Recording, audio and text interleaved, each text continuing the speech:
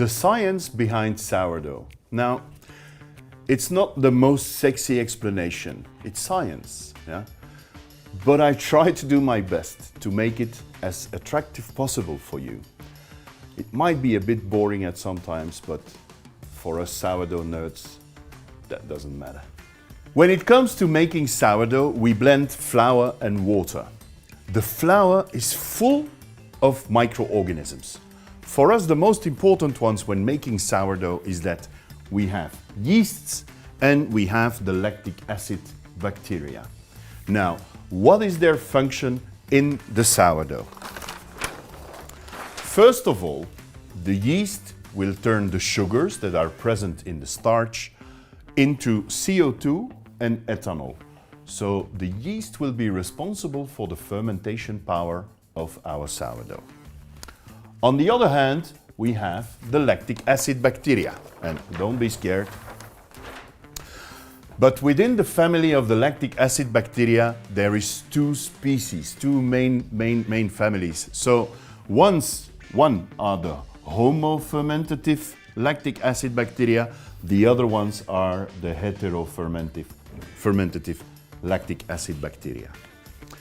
The homofermentative lactic acid bacteria, they like temperatures of 35 degrees. The heterofermentative lactic acid bacteria, they prefer temperatures of 20 degrees centigrade. Now, what is the function? The lactic acid bacteria, as you can see, they can only produce lactic acids. Where the heterofermentative, they can produce lactic acid, acetic acid, and sometimes they even produce CO2.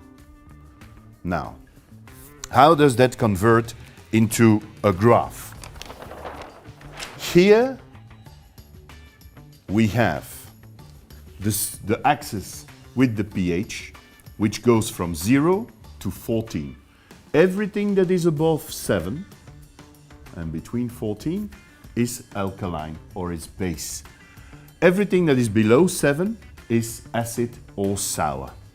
For us, of course, when you blend water and flour, the pH will start to lower below 7. And we know that when you lower the pH, at a certain moment your sourdough will be stabilized around 3.5, 3.7 of pH.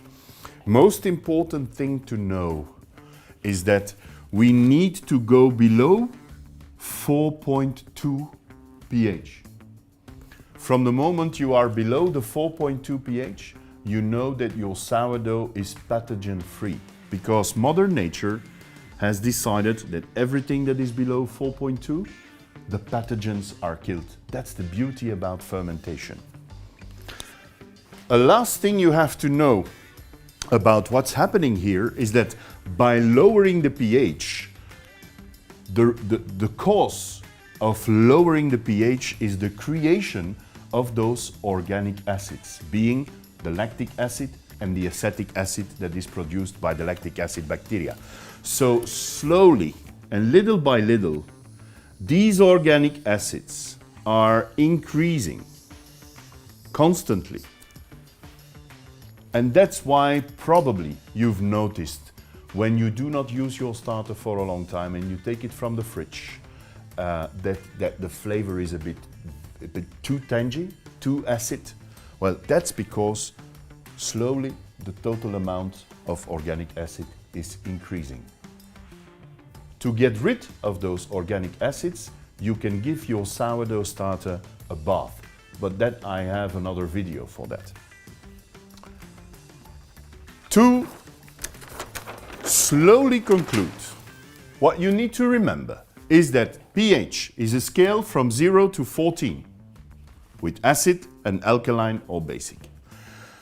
The TTA is the total amount of organic acids, and that is measured in a different way. It's measured by titration, so a pH meter will have nothing to do with it.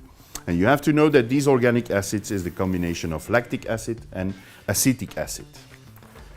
Now, the last thing I will show you, and if you memorize that, you pretty much understand everything that is going on in your sourdough. is that if you have a liquid or a stiff starter and you keep it at 20 or 35 degrees, you will influence the flavor of your sourdough. A liquid sourdough at warm temperatures will give you a lot of lactic acid. That sourdough will be like more yogurty, it will be creamy, milky with a lot of dairy notes. Whereas if you have a stiff starter and you keep it at cooler temperatures to 20-25 degrees, you favorize the heterofermentative fermentation, and there you have a lot of acetic acids. And that's what's causing that tang in your sourdough, that bit of vinegar type of sourdough. So sourdough is understanding the importance of the viscosity, if you have a liquid or a stiff starter, the temperatures at which you let it mature, between 20 and 25 or 30 and 35. That will influence the flavor of your sourdough and its fermentation power.